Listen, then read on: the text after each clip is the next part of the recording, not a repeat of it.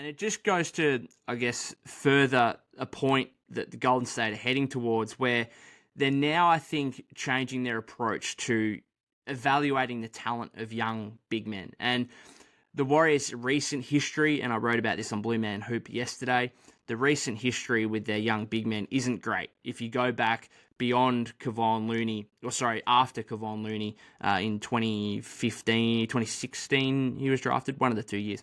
Anyway, if you go to the big men that they've drafted since then, you've got Damian Jones, Jordan Bell, Alan Smiley, of course, and most notably, obviously, James Wiseman taken with the second overall pick. Now, if you look at those kind of players, I think they really proved one-dimensional players who were never really fits with the Warrior system. And I don't want to turn this into a James Wiseman hating episode, because, I still have hope for James. I wish him well in Detroit. I hope he turns into a starting caliber NBA player and becomes the player that he wants to be.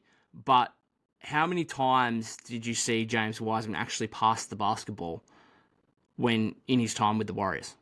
Like, everything that James did, whether it was pick and roll, if he's in a pick and roll, which is rare for the Warriors because Steve Kerr doesn't like to run too much pick and roll. But during those situations, especially early last season when, him and Jordan Poole coming off the bench, that kind of bench duo, how many times do you see James Wiseman catch the ball on the roll and then look for outside shooters in the corner if the defense collapsed?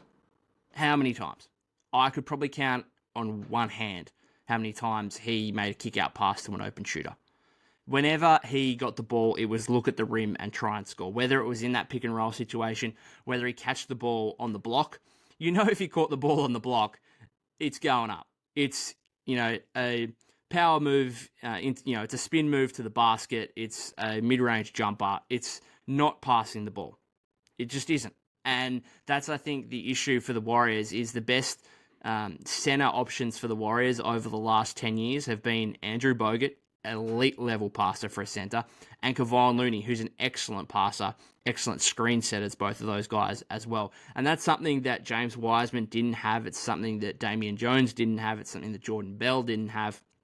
And Alan Smiley was just never an NBA player, full stop. So there's a clear direction here, I think, to go away from that kind of one-dimensional style of player and not necessarily prioritize the size. Wiseman athletically was, unbelievable. It's why he was taken second overall. A guy that's 7 foot, 7'1", 7'7" wingspan, incredibly athletic. He had the physical tools to, it still has the physical tools to become a really good NBA player.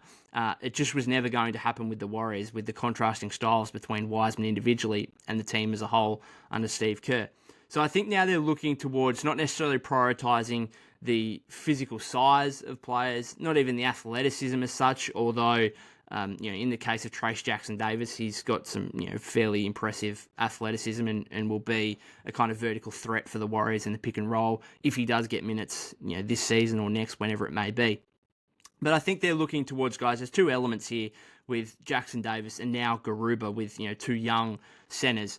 It's defensively, and that's more so Garuba's game, obviously, being able to be versatile on defense. Not a huge shot blocker as such, but a guy that can be a presence on the interior, but can also, if he gets switched out into space against, wings, guards, can hold his own a little bit. Now, obviously, that's got to be further developed, and he's nowhere near polished when it comes to that side of his game.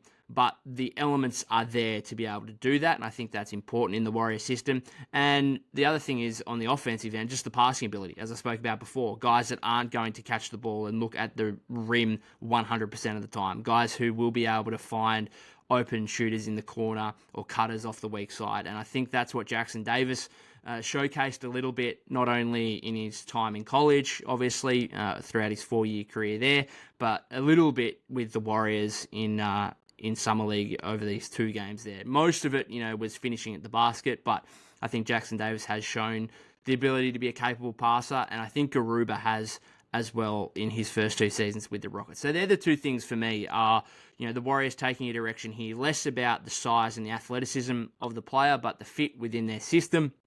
And defense and passing, I think, are the 2 big factors there when we look at taking a different approach to young big men. So